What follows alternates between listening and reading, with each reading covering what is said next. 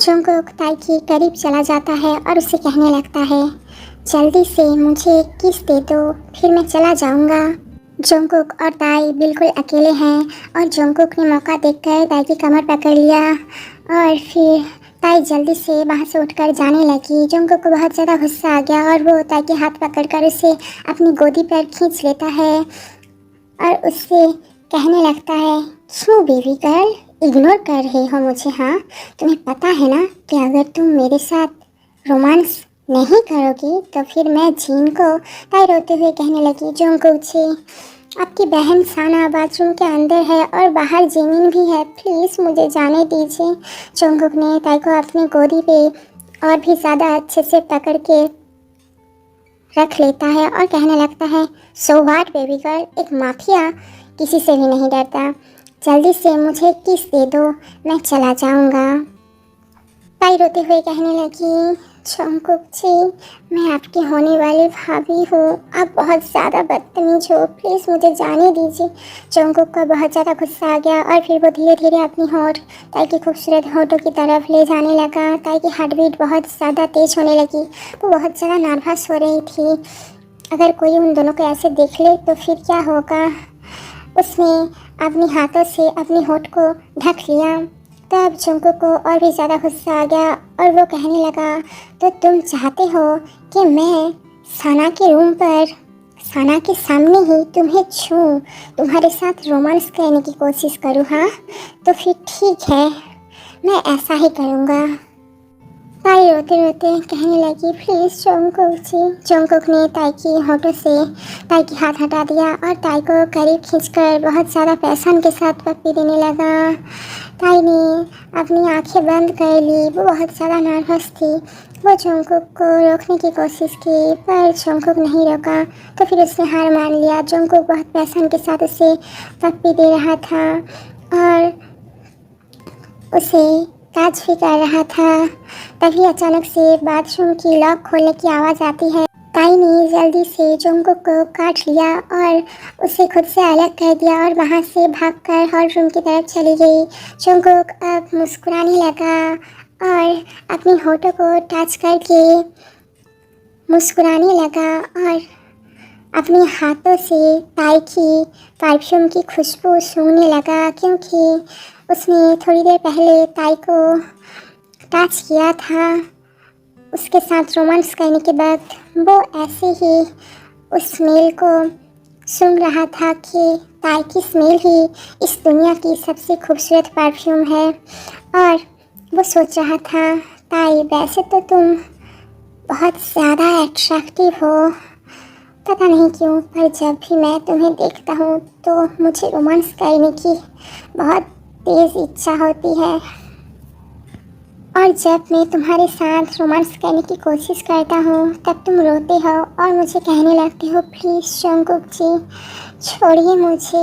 तुम्हें पता नहीं ताई तब मुझे कितना ज़्यादा अच्छा लगता है तुम्हारे मुंह से ये सब बातें सुनना और मेरे सामने मुझे रोकने के लिए सब कहना।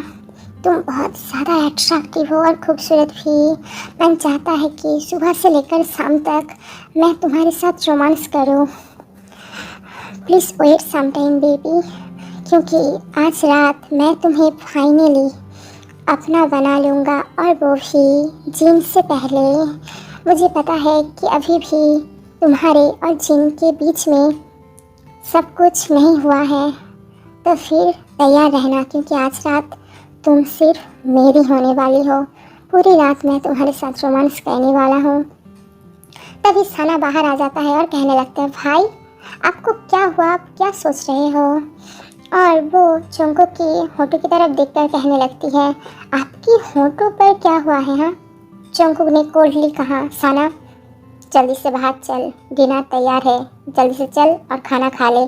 और ये बोलकर वो भी हॉल रूम की तरफ चला गया। साना भी उसके पीछे पीछे आ गया और वहाँ आकर जंगकुक देखता है कि जिन खाना बना रहा है और ताई से टाइटली हग करके खड़ी हुई है। जंगकुक जिमिन साना आकर डाइनिंग टेबल पर बैठ जाता है। जिमिन ने कहा, ताई जिन को हक करना बंद कर, हक करने के लिए पूरी रात पड़ी है, पहले आ यहाँ पर बैठ। ताई ने कुछ नहीं कहा क्योंकि ताई की हार्ट बीट अब भी बहुत तेज़ी से धड़क रही थी और वो ना चाहते हुए भी जंगकुक और उसकी रोमांस की मोमेंट को सोच रही थी। वो बहुत ज़्यादा घबराई हुई थी क्योंकि कुछ देर पहले जंगकुक ने उसे पप्पी दी थी और उसे टच भी किया था। वो ये सभी सोच रही थी।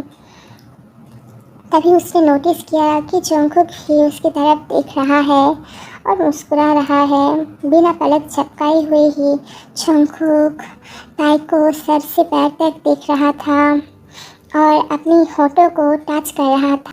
ताई बहुत ज़्यादा नर्वस होने लगी। उसने नोटिस किया कि जंगकुक के होठ थोड़ी से सूजे हुए हैं और ये सब ताई ने ही किया है।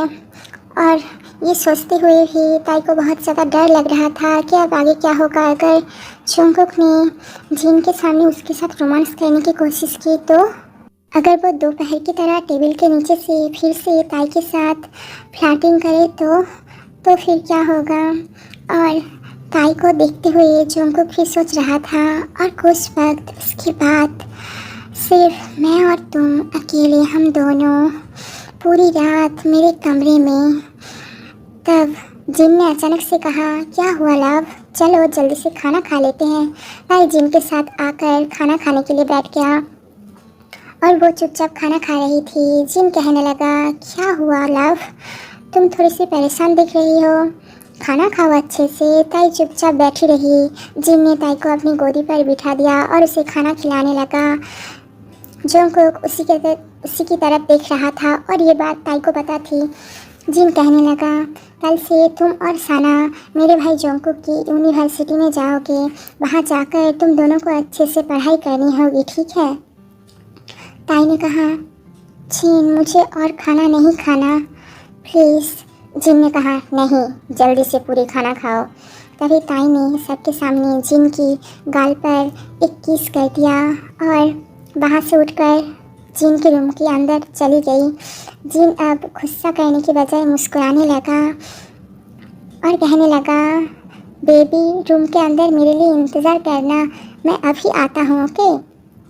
साना और जिमिन ये सब देखने के बाद जोर जोर से हंसने लगा, पर जंगकुक जिला सो रहा था। वो गुस्सा हो गया और कहने लगा, भाई ये आपने ठीक नहीं किया, उससे सर पर मत चढ़ाओ, वो बहुत ज़्यादा बदतमीज होती जा रही है, आपको उसे समझाना चाहिए। पर आप तो उसकी इस चाइल्डिश बिहेवियर को सपोर्ट कर रहे हो, ये आपने बिल्कुल अच्छा नहीं किया। वो बहुत ही ज़्यादा इरिटेटिंग और बेवकूफ़ लड़की है। जिन कहने लगा, जंगकुक मुझे पता है कि तू उसे पसंद नहीं करता, पर ताई बहुत ज़्यादा अच्छी है और वो मुझसे बहुत ज़्यादा छोटी है, वो इनोसेंट है। जंगकुक ने कहा, इनोसेंट? हाँ, इनोसेंट माय फुट। वो बहुत ही ज़्यादा बदतमीज़ है। और फिर जंगकुक गुस्से से अपने रूम के अंदर चला गया और रूम के दरवाज़ा लॉक कर देता है। और फिर ये देखने के बाद जिमिन कहने लगता है, जंगकुक दिन ब दिन बहुत ज़्यादा बदतमीज़ होता जा रहा है।